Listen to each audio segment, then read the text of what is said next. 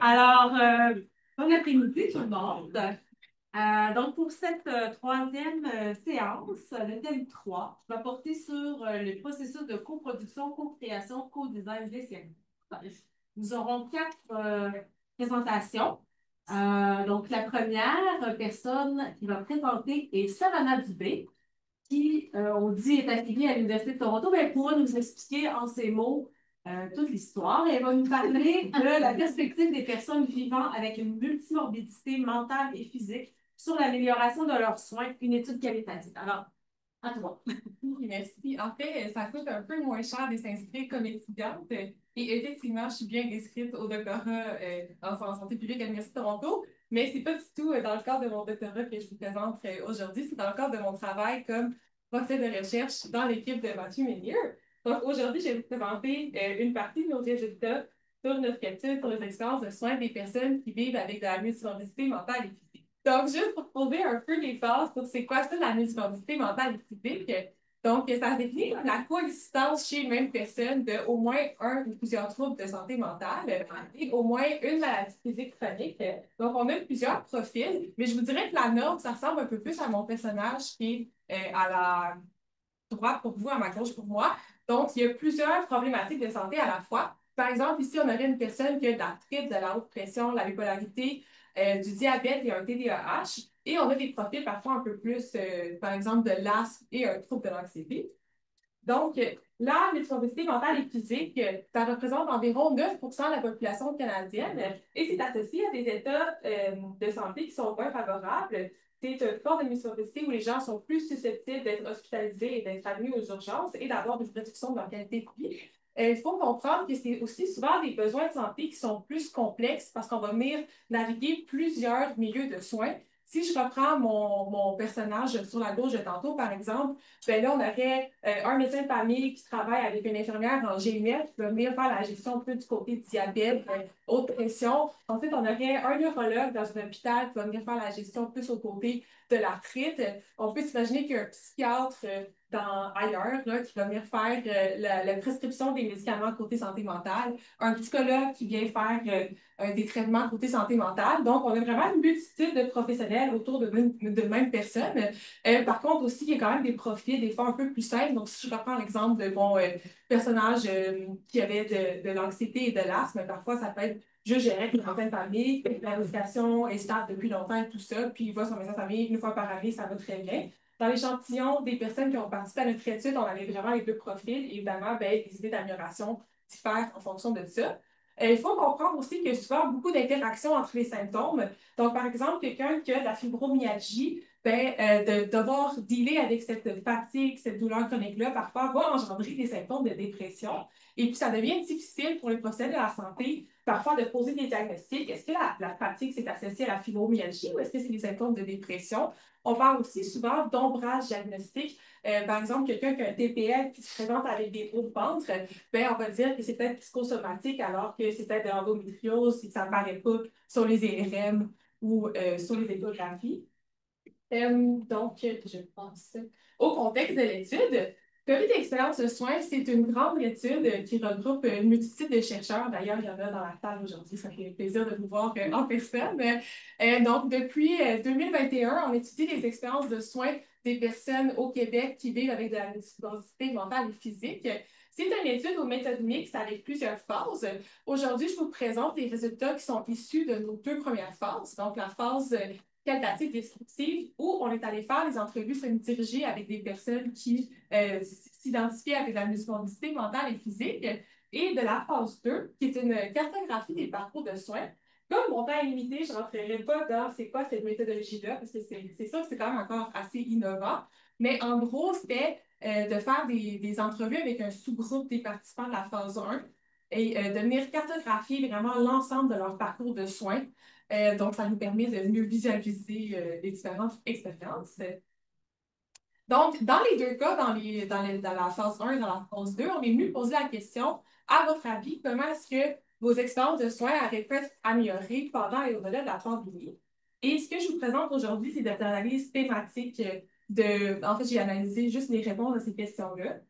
C'est sûr qu'on je suis restée un peu plus inductive parce que le temps était limité, mais comme équipe de recherche, on va venir pousser ces analyses-là, puis éventuellement, on va venir faire des recommandations d'un point de vue de l'ensemble du parcours des personnes. Mais là, c'est vraiment de la perspective des personnes, leurs idées d'amélioration.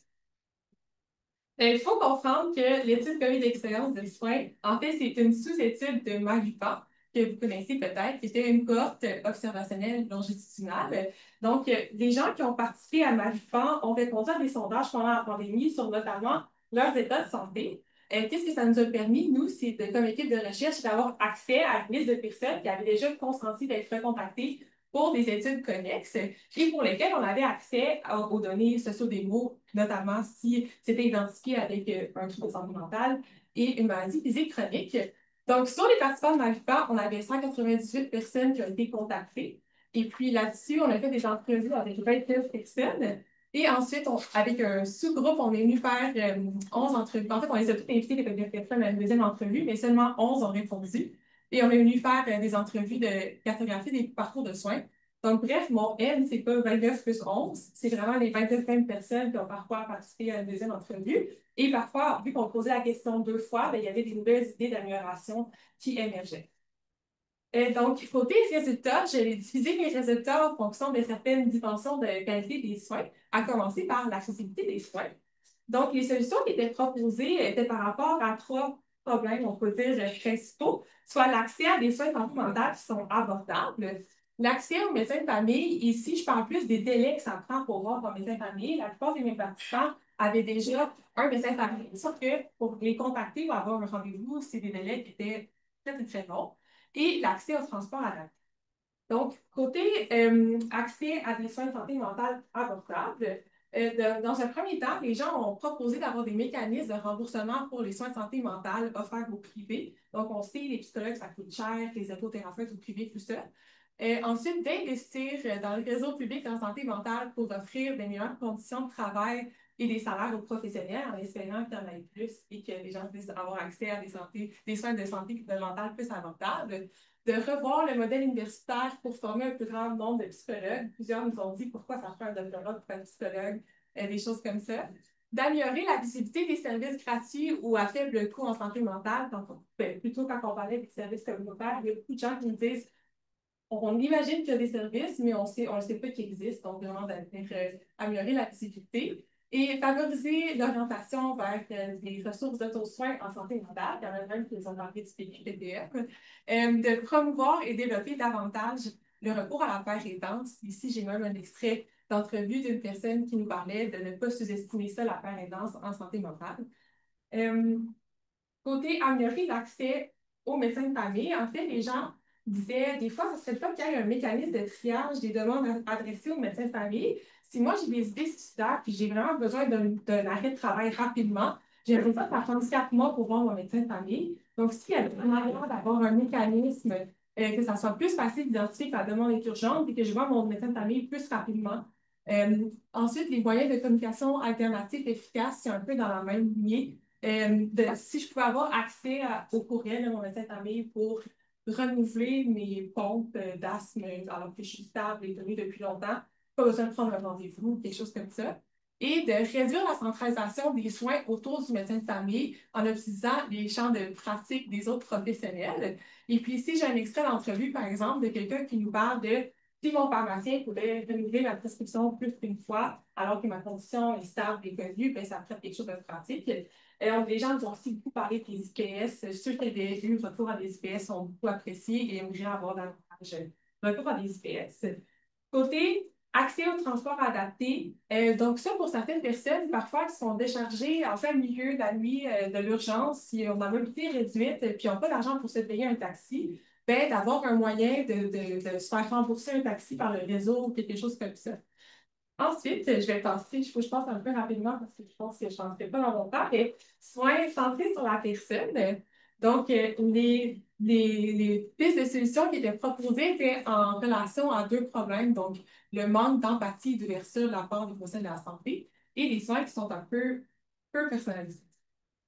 Côté renforcer l'empathie et l'ouverture des professionnels de la santé, les gens nous ont parlé qu'il devrait avoir plus de reconnaissance du vécu des patients Donc, ça devrait être inclus dans la formation initiale et continue, vraiment qu'on mette de l'avant l'écoute empathique et d'inclure davantage de contenus obligatoires sur des préventions de santé qui sont un peu moins bien compris, fibromyalgie notamment, mais les TPL aussi, les maladies rares et tout ça, donc d'offrir plus de contenu là-dessus dans le cursus en santé et de former les professionnels à reconnaître les biais cliniques particulièrement liés aux diagnostics préexistants en santé mentale. Donc, les gens avaient l'impression parfois d'être moins crus parce qu'il y avait un diagnostic de santé mentale dans leur physique ou des choses comme ça.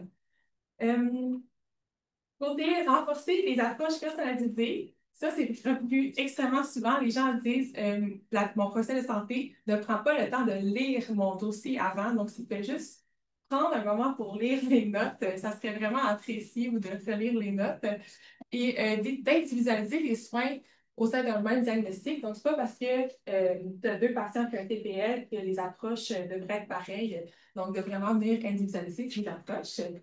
Côté continuité et globalité des soins, ici, globalité des soins, je l'entends comme la traduction de comprehensiveness, de s'assurer que vraiment on prend la personne dans son entièreté.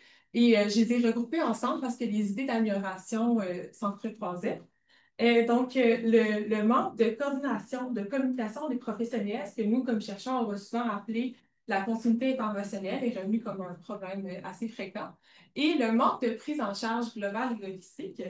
Donc, les idées d'amélioration par rapport à ça, bien, premièrement, d'avoir un dossier de santé partagé entre les différents professionnels. Et ça inclurait aussi les professionnels des établissements privés, donc les psychologues au privé pourraient être en mesure de parler aux médecins de famille via un dossier de santé partagé. Et pour les références en spécialité ou la prise de rendez-vous, ici, quand on parle de mettre en place un accusé de réception systématique, c'est que, par exemple, ton médecin de famille te dit ah oui, oui, t'as mal, je suspecte de l'arthrite, je t'envoie en référence à un neurologue, puis ça fait 1 an que tu n'as pas de nouvelles. Bien, ici, il faut avoir un endroit où tu peux appeler ou aller vérifier dans ton dossier qu'au moins la demande est bien en traitement et que tu n'as pas besoin de relancer ton médecin de famille. Finalement, de favoriser la prise en charge globale et holistique, les gens ont parlé d'améliorer la continuité relationnelle en assurant un suivi par les mêmes professionnels. Donc, pour les gens qui ont la diversité mentale et physique, le GAP, par exemple, ça n'a pas nécessairement été beaucoup apprécié de se faire un peu pitcher, qui disent ben, les différentes personnes qui me voient ne voient pas les liens entre mes différents symptômes. Et l'idée d'un intervenant pivot là, est revenue également beaucoup. Et je termine avec les autres résultats. Je vais quand même les mentionner parce que je trouvais ça intéressant de rendre les infrastructures de santé plus accueillantes et modernes, et particulièrement pour les infrastructures en psychiatrie. Donc, les gens disent, j'arrive à mon hôpital psychiatrique, c'est sombre, c'est dans un seul pas de fenêtre, j'ai un trouble de santé mentale, j'aurais apprécié que les infrastructures soient plus accueillantes et modernes, et d'offrir davantage de soutien pour les proches aidants. Donc, c'est ce qui conclut ma présentation. Puis, en fait, je trouve ça super intéressant ici d'avoir fait des analyses presque purement, en guillemets, inductives, parce qu'on a vraiment les perspectives des patients. Il y a des idées qui sont un peu évidentes, comme l'idée du dossier partagé. Ça fait super longtemps qu'on entend ça, les décideurs en parlent, puis on a des barrières légales, structurelles pour mettre ça en place. Mais il y a d'autres idées où on voit vraiment que la perspective des patients est assez unique, puis c'est important de prendre en compte leur idée. Donc, c'était ce qui conclut la présentation. Merci. C'est ça, on a pris un petit peu de retard, alors vous allez avoir à la fin pour vos questions à tout le monde. Alors, on va commencer maintenant avec la deuxième présentation d'être Manon Nguyen. Oui, je pense que merci. On va nous parler, pendant qu'on installe le tour, Manon peut l'installer. Il va nous parler du co-design d'une initiative intergénérationnelle pour soutenir la participation sociale des personnes vieillissantes avec les séquelles d'un traumatisme crânio-cérébral. Alors, c'est un travail que Manon a fait avec une équipe de professeurs de plusieurs universités. Il va nous le présenter. Donc, à toi, Manon. Bonjour tout le monde. Merci. Mon nom est Manon Nguyen. Je suis stagiaire de postdoctorat à l'Université Laval. Donc, comme mentionné, je vais vous raconter aujourd'hui un processus de co-design, une initiative intergénérationnelle pour soutenir la participation des personnes vieillissantes en TCC. Donc, je ne vais pas trop dans le détail, donc, qu'est-ce qu'un PCC, mais ce que je veux souligner, c'est la séquence de dans PCC. Il y a plusieurs séquences qui varient selon la gravité de blessure, par exemple, au niveau physique, cognitif, émotionnel, comportement et social, notamment social et il y a l'isolement, la difficulté relationnelle au perte d'emploi pour les personnes qui vivent avec un TCC. Pourquoi parle-t-on l'obéissement avec un TCC? Donc, vous voyez que le traumatisme crânio-cérébral, c'est parmi 5 troubles neurologiques le plus courants, donc 2% de Canadiens vivent avec un séquelles chronique en TCC. Puis, les avancements en santé, soins de santé et en réadaptation augmentent beaucoup leurs espérances de vie. Par contre, il y a des filles en vieillissant avec un TCC qui présente des filles uniques liées à la fois aux handicaps et aussi au l'âgisme. Donc, qui pourrait accélérer le processus pour l'expérience de vieillissement avec leur parcours de vieillissement et aussi limite leur participation sociale. Pour s'attaquer à ces défis, ce double défi, euh, euh, ça se mélangeait de développer d'interventions innovatives qui s'attaquaient à des impacts croisés du handicap ou de l'agisme et en même temps mettre l'accent sur le vieillissement positif et soutenir la participation sociale des personnes qui vivent avec un TCC. Euh, les organismes communautaires de soutien aux personnes vivant en TCC aussi rencontrent donc des défis. Par exemple, Servio soutient aux personnes ayant subi un traumatisme crânio-cérébral au Québec et au Chaudière-Appalaches. Il a observé une tendance au vieillissement parmi ses membres. Par exemple, les membres plus jeunes rencontrent des défis, des difficultés à créer le lien avec leur père le plus âgé. Il y a aussi le besoin d'adapter leurs services et aussi leurs activités qui portent de sens pour répondre à ces besoins aux préoccupations liées au vieillissement. Euh, Parmi les interventions qui peut soutenir la participation sociale aussi réduire les effets de l'âge, c'est les personnes qui s'essaient, c'est des initiatives intergénérationnelles. Dans cette approche qui invite les personnes de différentes générations à créer et aussi renforcer le lien entre les différentes générations ces initiatives et aussi des bienfaits et aussi des potentiels pour réduire les obstacles à la participation sociale et aussi réduire les effets qui sont causés par l'agisme. Donc, par contre, il y a des défis, c'est la lacune actuelle. En effet, les programmes intergénérationnels existants ne sont pas spécifiquement adaptés aux personnes TCC. Et en même temps, il y a trop peu de connaissances sur les impacts et aussi la faisabilité de cette initiative auprès de cette population.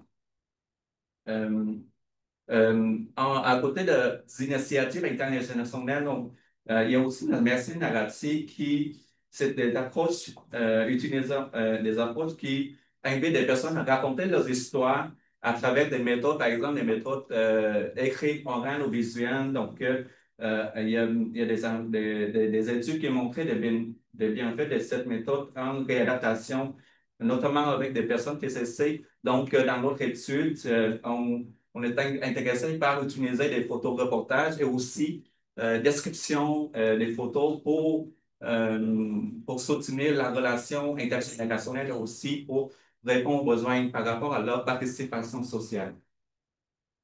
Basé sur ce concept, notre étude vise à co-développer une initiative intergénérationnelle centrée sur la création de récits de vie pour des personnes TCC qui vieillissant avec le TCC sous forme photoreportage. Donc, dans les diapositives suivantes, je vais vous raconter le processus de développement d'initiatives aussi, présenter quelques résultats et aussi partager les leçons qu'on a appris au cours de le processus.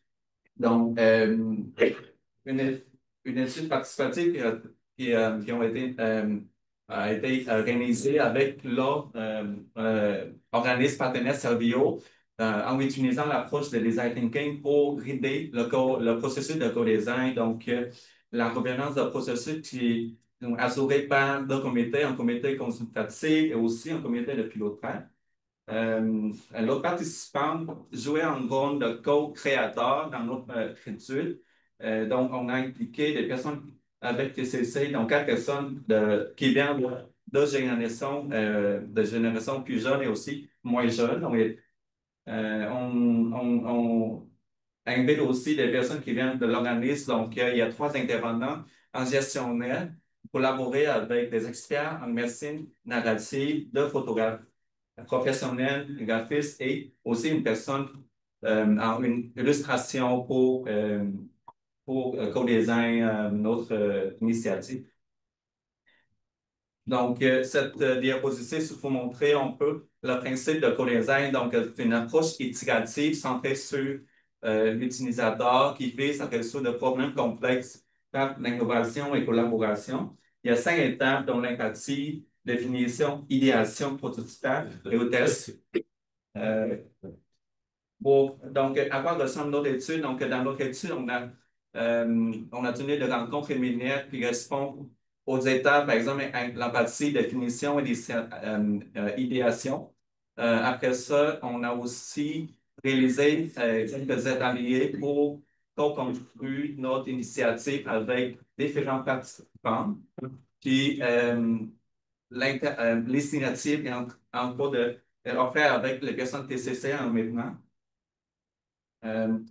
Donc, ce slide, c'est juste pour donner un peu des détails des ateliers de co-design. Donc, nous avons réalisé 6 ateliers de co-design avec différentes personnes. Par exemple, des personnes TCC ou des experts en photographie ou médecine négative. Donc, en grosso modo, c'est les ateliers de codage sont des ateliers adaptifs évolutifs. Ça veut dire que les idées des participants ont activement guidé les objectifs et les activités de chaque atelier suivant et aussi l'implication des participants évoluer à mesure que le processus de co-design progressait. Donc, il y a des différentes étapes dans chaque atelier à planifier. Par exemple, identifier les objectifs, les résultats attendus, la date de prochain atelier ou préparer des matériaux, concevoir des activités qui permettent une participation optimale de tous les participants.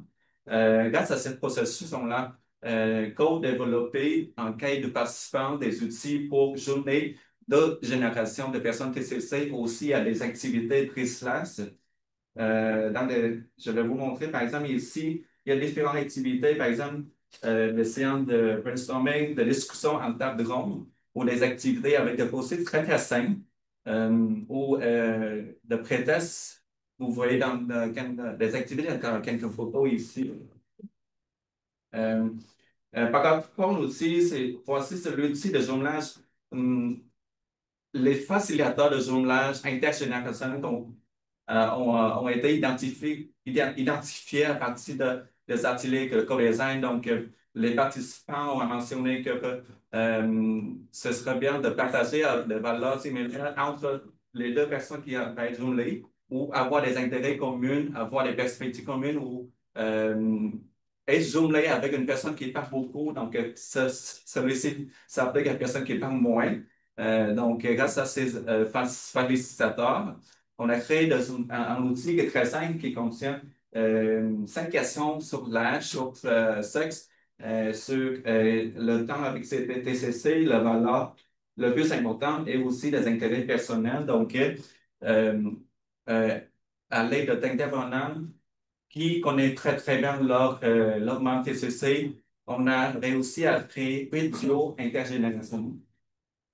Je vous montrer ici le cahier de participants intitulé V avec un TCC en dialogue intergénérationnel. Donc, ce cahier compose 7 séances, 7 rencontres intergénérationnelles. Donc, ça commence avec première rencontre, activité pre-slash, Après ça, le duo vont euh, planifier des idées pour la photo, discussion dans le troisième rencontre avec le photographe, la quatrième, prise de photo, cinquième, pour sélectionner une photo pour l'exposition photo finale à la rencontre 7.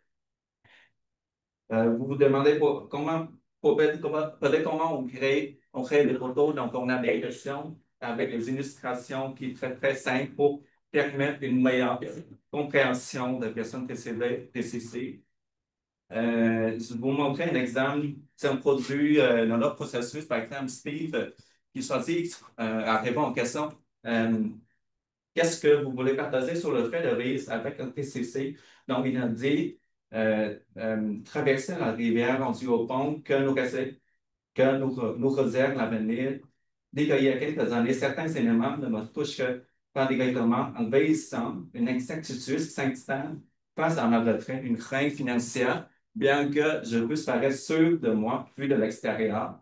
La crainte m'habite. Mon père disait, on traverse la rivière rendue au pont. Ce pont arrive le plus vite que je le pensais. Donc, voici c'est le texte, la description d'un participant qui a créé à partir de leur histoire, leur expérience qui vit avec un TCC. Voici, c'est des tableaux qui montraient les défis qui tirés par les participants par rapport au processus de co-design. Donc, il y a des défis par rapport cognitif, adaptation. Et aussi, à l'autre côté, il y a des solutions proposées par le participant au cours de l'atelier. Pour conclure, je voulais juste dire que le processus participatif de co-design permet de développer une initiative intergénérationnelle pour et par les personnes vivant avec un TCC, soutenir leur participation sociale et contribuer à un vieillissement en santé. C'est quoi la prochaine étape? Donc, on est en train d'organiser une exposition photo et on va évaluer les impacts et la traçabilité de cette initiative. Pour tenir plus de détails, donc, on vous invite vivement à notre exposition photo, donc, ce sera au musée de civilisation le 12 juin. J'en profite pour remercier aussi beaucoup de personnes qui participaient au projet, des membres avec TCC, l'organisme partenaire ou l'équipe de recherche, notre collaboration et aussi notre organisme subventionnaire. Merci beaucoup. Merci. Alors, Max, voilà, F. Giguère, qui va nous présenter un projet portant sur la co-création, je vais vraiment dans la co-création cet après-midi, le portail patient interactif pour améliorer l'utilisation, la satisfaction et l'efficacité des soins, une étude séquentielle exploratoire. À toi, Max. Bonjour, merci beaucoup pour la présentation. Avant de commencer, je vous présente un peu les assises épistémologiques sur lesquelles je mène mes recherches. Tout savoir est situé à quelque part dans un contexte social. Dans ce contexte-là, les patients et les patientes ont des savoirs expérientiels. Puis dans le type d'approche épistémologique que j'utilise, ces savoirs-là sont importants. Tout ça, c'est vraiment au cœur de la recherche. C'est pour ça que je le présente dès le départ. Ce que je vais vous présenter plus précisément aujourd'hui, c'est un projet sur le portail patient interactif sur lequel je travaille. D'abord, je vais vous présenter le problème que je crois constater, que vous serez peut-être d'accord ou pas avec le fait que c'est un problème. Et ensuite, le projet de recherche de co-création qui vise à un peu intégrer le point de vue des patients-patientes pour qu'ils soient plus impliqués dans les soins. Un portail patient, c'est une interface web qui permet d'avoir accès à son dossier médical. On a au Québec le Carnet Santé Québec qui permet de voir ses rendez-vous, la médication, l'imagerie, quelques catégories de soins. Puis les portails patients, de façon générale, ont plusieurs catégories de bénéfices. On parle de bénéfices comportementaux, meilleure adhésion au traitement, bénéfices cliniques, moins d'hospitalisation, bénéfices organisationnels, il y a une meilleure satisfaction, puis un meilleur taux d'utilisation des services de santé. Par contre, ce qu'on constate dans les études, c'est que ces bénéfices-là, ce n'est pas toutes les études sur les portails patients qui les rapportent. Il y a quand même une inégalité selon les études et l'utilisation des portails demeure faible, particulièrement chez les groupes historiquement marginalisés. Puis, parmi les raisons pour lesquelles il y a des inégalités entre les études, c'est par rapport aux fonctionnalités qu'il y a dans les portails patients. C'est un outil électronique qui peut avoir plus ou moins de fonctionnalités qui sont intéressantes et utiles pour les patients-patientes. Fait que c'est sûr que ce qu'on retrouve, c'est comme outil informatique, c'est très hétérogène. Puis je propose cette catégorisation-là au niveau des fonctionnalités où elles peuvent être dites passives, où l'échange d'informations est unidirectionnel. Les professionnels envoient de l'information aux patients-patientes, mais l'inverse n'est pas possible. Et les fonctionnalités peuvent être interactives, où les patients-patientes vont s'engager activement dans leur dossier médical et être capables de modifier des informations pour les mettre à jour et corriger des erreurs. Par exemple, c'est un échange qui est unidirectionnel. Puis au niveau des fonctionnalités passives, il est possible que l'information qui est envoyée aux patients-patientes soit limitée.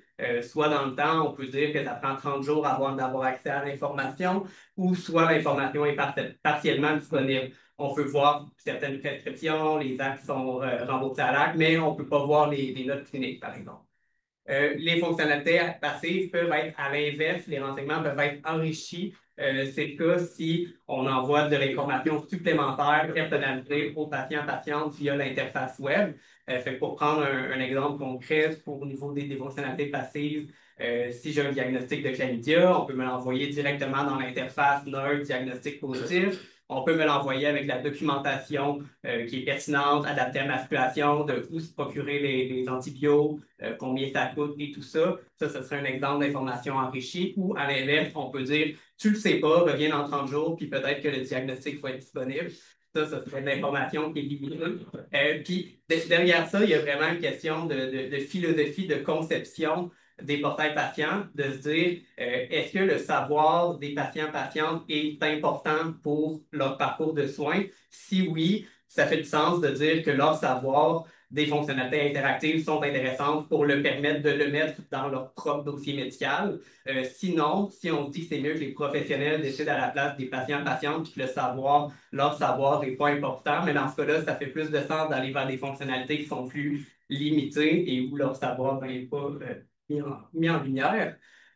Quand on regarde dans la littérature au niveau des fonctionnalités interactives puis au niveau des fonctionnalités passives enrichies, il y en a plusieurs qui sont souhaités soit par les patients-patientes ou par les professionnels, que ce soit au niveau d'accès aux notes complètes, aux notes cliniques, d'accès à l'information médicale complète, la révision, ajout au dossier médical, communication. Tantôt, quelqu'un donnait l'exemple de renouveler sa prescription facilement au lieu de se déplacer et d'aller dans le bureau pour 20 secondes de consultation. Ben, ça, c'est le genre de fonctionnalité qu'on peut mettre dans notre travail patient interactif.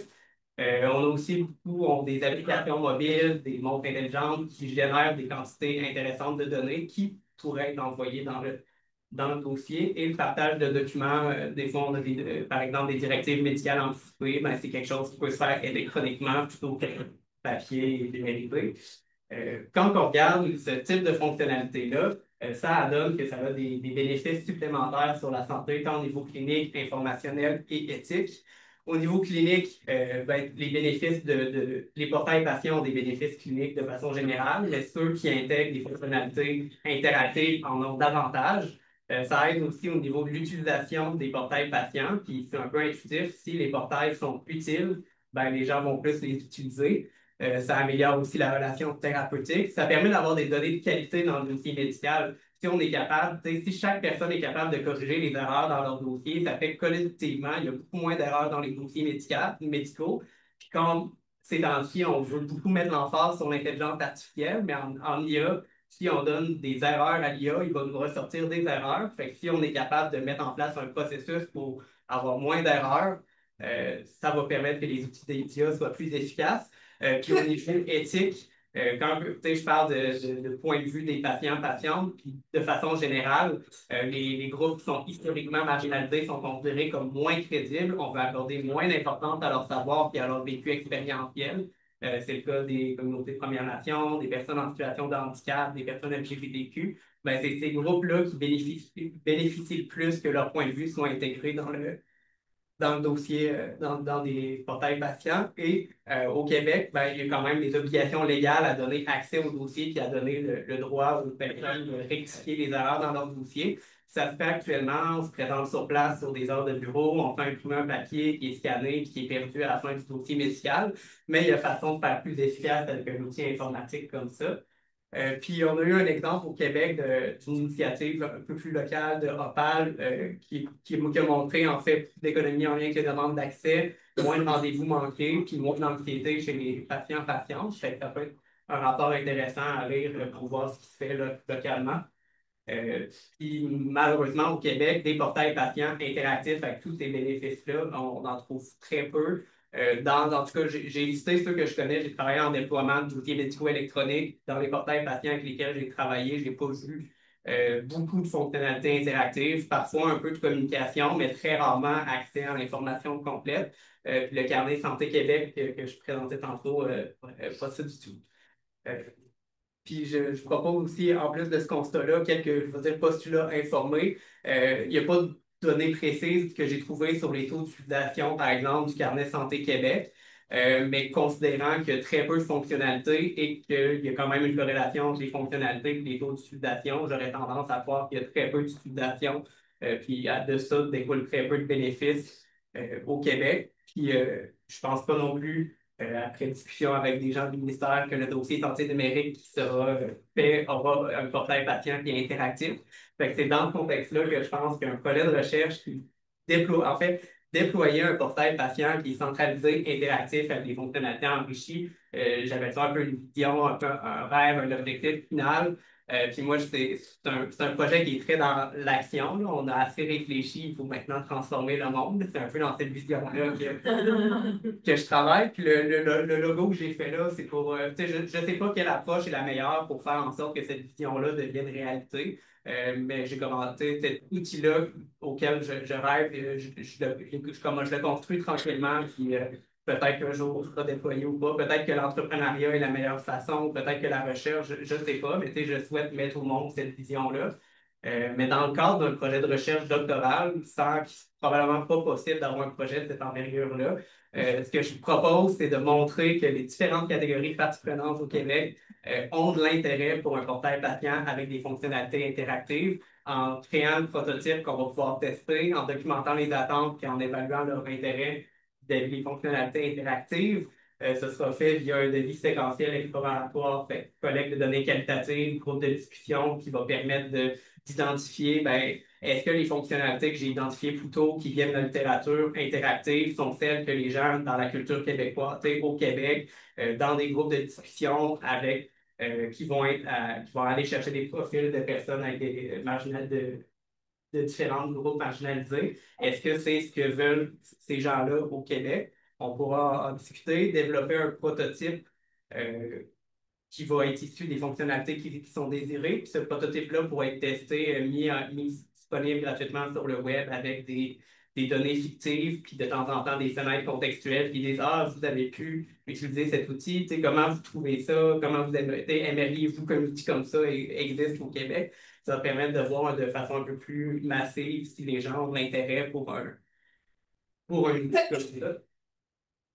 Les résultats attendus, minimalement, ça va faire des recommandations concrètes pour savoir ce que les gens veulent au Québec en matière de portail patient. Euh, dans mes rêves, on aurait aussi un logiciel qui est interopérable avec le logiciel santé numérique qui pourrait être déployé en même temps si le besoin est là. Mais peu importe qu'on ait seulement des recommandations ou un logiciel déployable, dans tous les cas, un logiciel comme ça permettrait un accès qui est plus humain aux soins, ça permettrait pour les professionnels de l'aide à la décision, d'être capable, en mesure de prendre des décisions cliniques qui sont appuyées sur un dossier qui est à jour. Pour les gestionnaires et les décideurs, ben, c'est sûr qu'il y a des obligations légales et on peut continuer à remplir ces obligations légales-là en imprimant et en scannant, mais je ne suis pas sûr que ce soit la façon la plus efficace de le faire. Et pour la science, c'est un projet qui permettrait d'avoir des bases de données qui sont, il y aurait les données issues du projet qui pourraient être rendues disponibles publiquement et il y a les bases de données au niveau administratif qui est comme l'ensemble des dossiers médicaux qui seraient plus à jour que ce qu'ils sont actuellement. Fait qu'il y a vraiment deux aspects de co-création dans ce projet-là. Il y a la co-création du logiciel lui-même qui va être faite par interaction avec un groupe de patients-patientes. Et il y a la co-création du savoir qui est contenu dans les dossiers médicaux qui serait rendu possible par un outil qui a des fonctionnalités interactives. Puis c'est un projet que j'aimerais démarrer en automne prochain, ou l'autre, si non, Merci.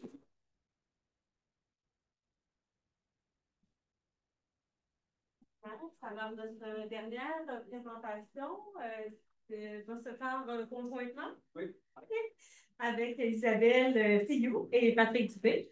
Ils vont nous présenter les résultats, les constats d'un beau projet, hein, le plus beau projet du monde, qui se passe au CIUS de la capitale nationale. Je parle en essayant de travailler. Ça, je vais te corriger. C'est beau. On est vraiment, ils sont super. Le projet, ça s'appelle Design Thinking à la rescousse du soutien de domicile au CIUS de la capitale nationale. À vous. Merci. Bonjour tout le monde, Isabelle Fillou, Université Laval, puis Jennifer Nieto, professeure en relations industrielles, puis Jennifer Nieto qui n'est pas là aujourd'hui, mais qui est une doctorante qui nous a prêté une fois. Et Patrick Dubé, en fait, conseiller en innovation au CIUS de la capitale nationale. Ancien organisateur de 15 ans d'expérience dans les quartiers centraux à Québec. On tente les deux voiles. Alors, mon nom est en premier, mais c'est lui qui parle, en fait. L'introduction et la... Oui, c'est ça. Donc, il va vous présenter l'initiative qui a été développée au CIUS et par la bande auquel un chercheur ont été finalement associés. Ouais. Vous allez voir un peu les différents constats qu'on a fait. Alors, si j'ai bien compris, il faut pointer sur le machin et après, c'est bon. C'est ça. Voilà. Donc, le plan de la présentation, on va commencer avec un échéancier global de la démarche. Les étapes du design thinking, mais le présentateur, je ne me risquerai pas à faire un mot, mais merci, tu as fait un coup sur le design thinking, ça fait qu'on va pouvoir passer vite là-dessus. Pour après ça, enchaîner avec les résultats, la contribution des chercheurs et quelques constats et enjeux vécus par ça.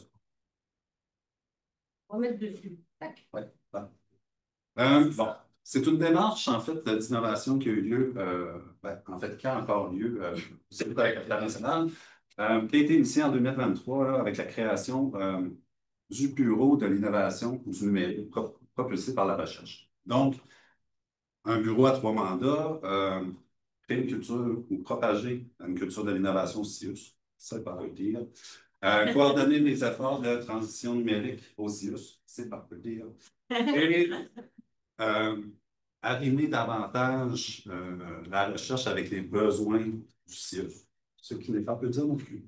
Donc, 3 grosses missions à réaliser avec une équipe de 7 personnes. Vous allez comprendre tout ça après, les impacts de tout ça. Donc, en 2023, la création du bureau et la mise sur pied aussi d'un comité qui devait travailler à la vision, définir la vision et la définition de l'innovation au CIUS. Donc, comité mis en place, inter-direction, formé de hauts dirigeants, directeurs adjoints, gestionnaires et employés.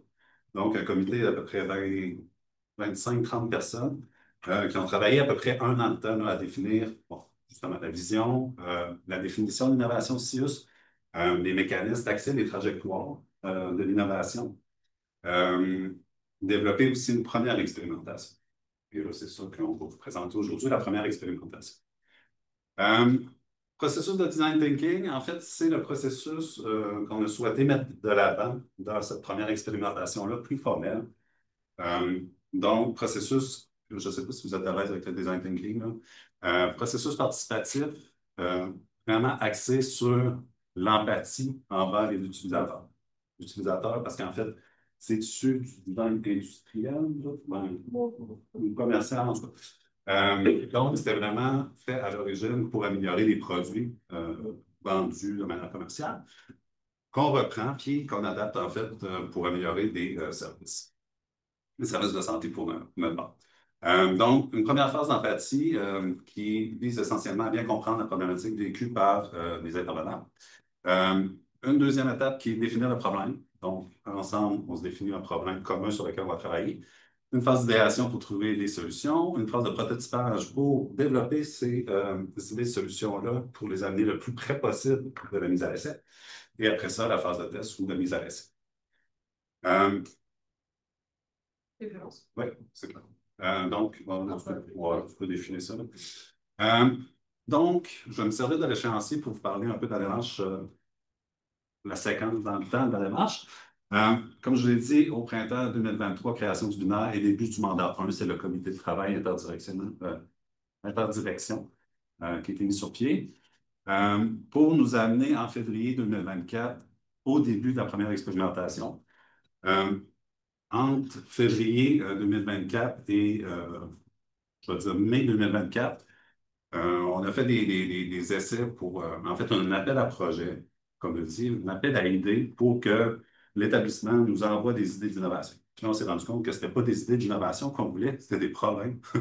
Fait que, voilà, on est en train de développer une approche d'innovation. On fait de l'essai à erreur là-dedans. Fait on s'est réajusté. Puis là, ben, comme le temps pressait un peu parce qu'on avait des impératifs de livrer la première expérimentation à la fin de l'année, on a ciblé davantage une direction qui est le soutien à domicile. Donc, maintien à domicile pour les personnes âgées. Donc, on les a approchés, on dit, ben oui, on a des besoins, c'est sûr, d'amélioration de services et tout. Fait on a fait, pendant l'été, 2 ateliers d'initiation des design avec les gestionnaires et les intervenants.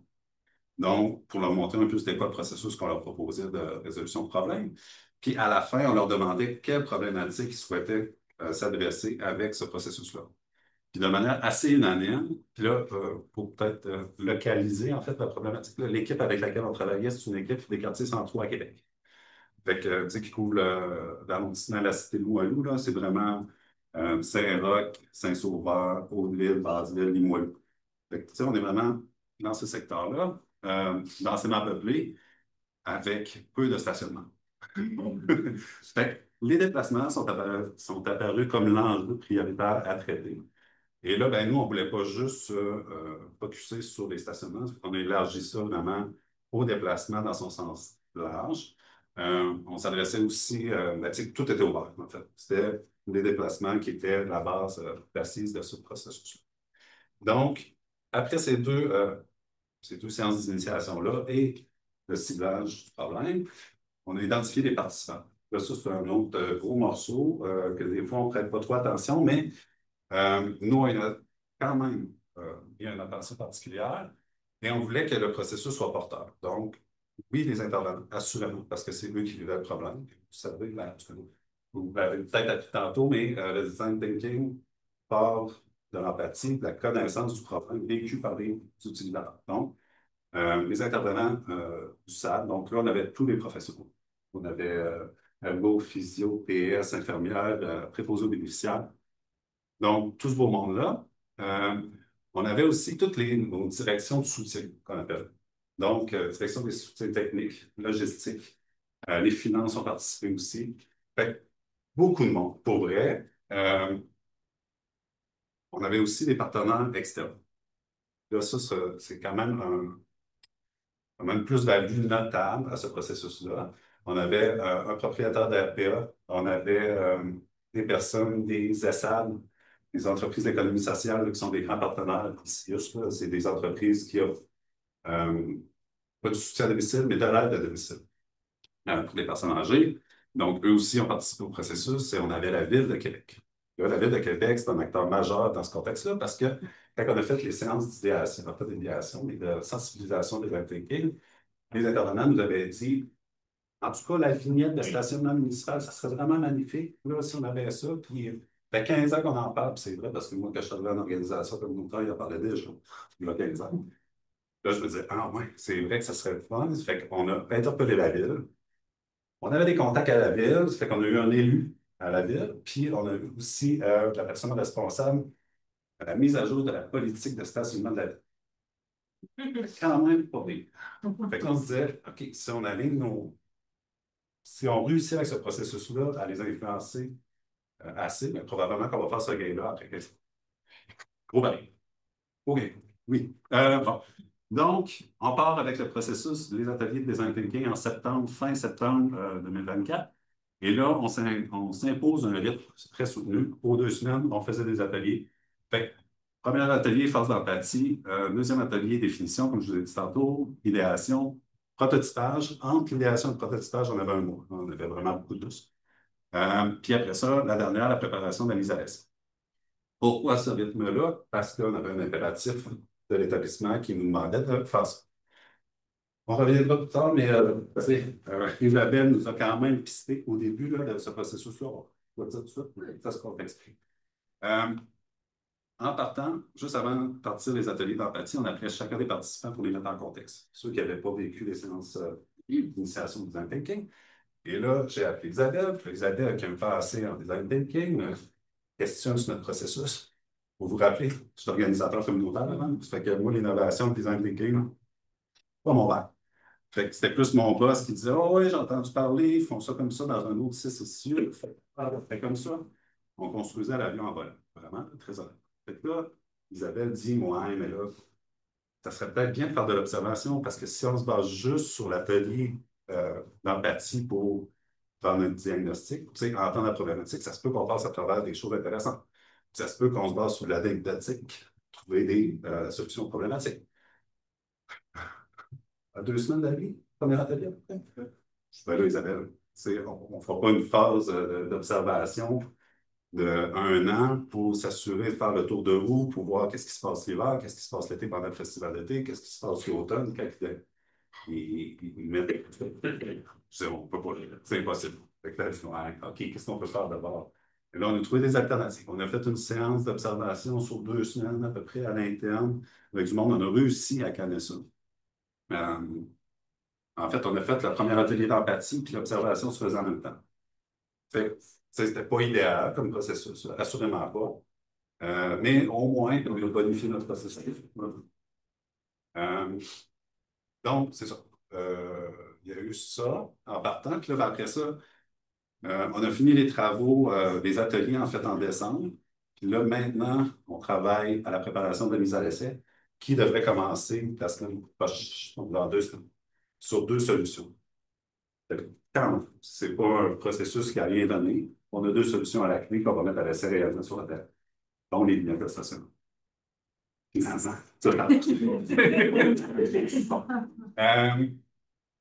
On reviendra après ça sur les constats positifs. Oui, ben, rapidement, la contribution à la recherche. Alors, nous deux, nous nous sommes rencontrés pendant les ateliers, finalement. Moi, quand j'ai été appelée, ça fait un certain nombre d'années, bon, je suis ergonome, c'est pour ça que ça m'intéresse, le travail réel sur le terrain aussi, d'où les observations. Mais ça faisait un certain nombre d'années que je faisais des travaux dans le réseau de la santé, notamment en CHSLD. J'en avais ras la casquette, parce que finalement, il ne se passait jamais rien, malgré le fait que ça fasse 10 ans ou 15 ans, pour quelques-uns à dire que les conditions de travail sont épouvantables. Donc, finalement, quand leur équipe m'appelle, il y a un peu de hasard, un peu de synchronicité, là, finalement, je m'aperçois qu'il y a quand même des choses qui ont l'air de bouger dans le SUS, puis qui ont l'air de bouger dans le bon sens, avec quand même des ressources qui semblent développées, etc. Et donc, on commence à discuter de façon plutôt informelle. Ça ne s'est absolument pas arrimé à un projet de recherche, ça s'est arrimé à aucun financement, rien du tout. Ça s'est arrimé à: ah oui, ça a l'air le fun pour un poids. Ouais, ça a parti comme ça. Et donc, premiers échanges où donc je fais le retour sur vous allez mourir parce que c'est tellement court que finalement ça va être très compliqué. Il y a des acteurs majeurs qui ne sont pas là, les syndicats. Donc, qu'est-ce que vous faites avec les syndicats? C'est pas possible de faire quelque chose comme ça qui pourrait toucher à l'organisation du travail sans que les syndicats soient arrimés. Puis au fur et à mesure, on a continué nos discussions, j'ai participé aux ateliers et le rayonnement le fait par exemple Patrick, si je peux le dire. Donc, il est dans un bureau d'innovation, mais en fait, ils n'avaient pas de ressources pour le dégager pour venir ici. Donc, c'est moi qui crée sa place avec une fois académique. Donc, pour vous dire, il y a des ressources, mais il n'y en a pas finalement. Et puis, voilà. Et puis, une conversation un peu en continu qui fait qu'on est en train d'explorer des choses qui eux-mêmes leur donnent un pas de recul sur leur processus et qui, moi, me permet d'envisager des choses assez positives, tout à fait dans la continuité de ce que tu as fait toi en innovation, puis c'est ce qui a été discuté. Il reste 3 minutes. Oui, ici, vous voyez quelques outils qu'on a utilisés là, pour faire des ateliers de design thinking. Il faut se rappeler qu'on avait une diversité d'intervenants là, assez importante. Donc, on avait des préposés aux bénéficiaires, par exemple, qui ont moins de scolarité que, je sais pas moi, un ergothérapeute ou un TS. Bon. Donc, il fallait essayer d'adapter nos animations pour essayer de garder tout le monde dans le processus tout le long. À un moment donné, Isabelle m'a amené pendant en fait, l'atelier pour définir la problématique, elle a dit là, t'es en train d'en perdre une couple. C'est sûr, là, tu sais, on était vraiment en train de travailler sur les besoins qui étaient sous-jacents au problème. Puis là, c'était comme, pourquoi on fait ça? Tu sais, on a des solutions, on peut Non, il faut bien identifier le problème avant de s'attaquer aux solutions. Fait que là, de ramener ça, là, eux autres, c'était comme un degré d'abstraction qui était pas confortable pour eux. Fait que cette séance-là était particulièrement difficile. On s'en est quand même bien sorti. On est arrivé avec 4 définitions, en fait, de problématiques qu'on voulait formuler avec des comment pourrions-nous. Puis là, tu sais, soutenir nos intervenants dans c'est quoi, simplifier l'accès au stationnement au CLSC, par exemple. Fait que, tu sais, des phrases qui nous appellent à l'action. Fait que là, on disait aux gens après ça, avec différentes techniques d'animation, sortez un maximum d'idées. Fait qu'on a eu 178 idées. Là, c'est 178, là, parce que là, il y avait tout et n'importe quoi. Là. Il y avait des drones transportés, des intervenants transportés par drone là-dedans, mais qui a amené à d'autres solutions plus réelles. C'est ça, l'organisation des brainstorms. Il y a eu 24 solutions à haut potentiel. Quand même, 24 solutions. De ces 24-là, ils en ont priorisé 4 pour les amener à l'état de prototype. Quand même assez près de la mise à l'essai. Puis après ça, on leur a demandé dans une autre séance, d'identifier des indicateurs. Parce que ça, c'est un grand défi dans le réseau. Là. Il faut prouver avant même que l'innovation soit sur le terrain qu'elle va être rentable. Fait que, tu sais, et on sait que l'innovation, souvent, ben, il y a de l'essai et erreur. Il faut que tu investisses plus pour tomber sur une solution qui va rattraper tout ça après. Mais bon, ça ne passe pas comme une fleur auprès des finances. Fait que, il faut se développer des outils pour vraiment évaluer nos solutions pour trouver l'efficacité de tout ça.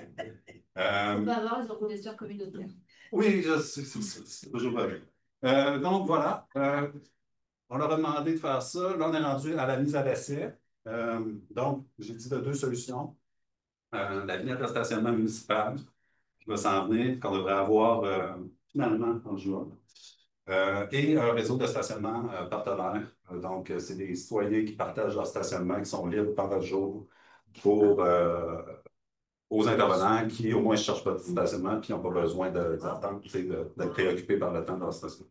Si je peux rajouter quelque chose qui a surpris, je pense que tous ceux qui ne vivaient pas au quotidien, quand les intervenants avaient des vignettes, c'est eux qui payaient les coûts.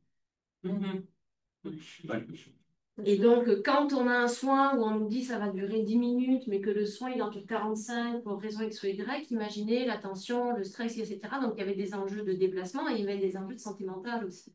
Oui, la charge mentale. La charge mentale. Donc, il y avait en arrière de ça des risques des facteurs de risque psychosociaux qui étaient quand même très, très présents. Et moi, quand on a retravaillé la présentation ensemble, je me dis, mais ça, c'est vraiment quelque chose d'incroyable. Ça fait 15 ans. Donc, pendant 15 ans, il y a des gens sur le terrain qui ont dit, ça, c'est un problème. Et il a fallu un processus où finalement, il y a eu un maillage territorial pour agrandir la collaboration avec des acteurs autres à l'extérieur du CIUS, ce qui n'était pas donné au niveau du processus au départ. Parce que quand on a discuté, c'est son bagage d'organisateur communautaire qui a fait penser au maillage. Mais sinon, le CIUS aurait refait quelque chose de très interne. Donc, il y a quand même des choses qui sont importantes par rapport à ça. Puis, je vais avancer un peu. Ouais. Tu en as dit déjà quand même pas mal, je pense. Le rythme de la démarche est vraiment quelque chose de difficile. Les contraintes organisationnelles, le contexte était quand même peu favorable. Il l'est de moins en moins. Il y a quand même eu 4 séances avec une quarantaine de participants, de la libération, etc., qui seraient capables, de faire un plein de choses-là.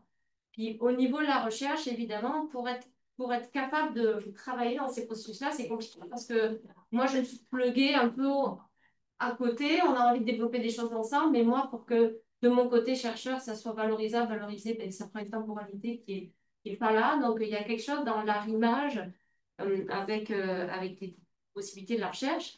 Puis, dans les pistes, pour un petit peu pour le futur, il y a vraiment quelque chose, ils n'ont pas n'ont pas les sous à l'heure actuelle pour faire l'évaluation. Donc l'évaluation se fait un peu sur le point de bras, mais ce qui est assez symptomatique quand même de ce qu'on fait par les autres, c'est-à-dire le financement est pas prévu en amont pour faire l'évaluation. Et donc il y a quand même, en termes de retour d'expérience, tout à côté de ce processus de design thinking, l'enjeu c'est de l'incarner. Et donc c'est de l'incarner dans un contexte où il y a dès l'amont à réfléchir au positionnement, aux enjeux stratégiques, aux politiques à mettre en place, à comment on engage les parties prenantes. Puis comment on se structure organisationnellement, parce que leur bureau se construit en même temps. Donc les arrimages à l'heure actuelle, par exemple, avec tout ce qui nous a été montré aujourd'hui ou ce qui nous a été montré au colloque la semaine dernière, ne sont pas là. Donc il faut en même temps construire des arrimages pour que ça monte, pour pouvoir répondre à quelque chose qui descend et trouver quand même un milieu qui soit confortable pour tout le monde. Donc il y a quand même ces questionnements-là pour que ça devienne dans le futur.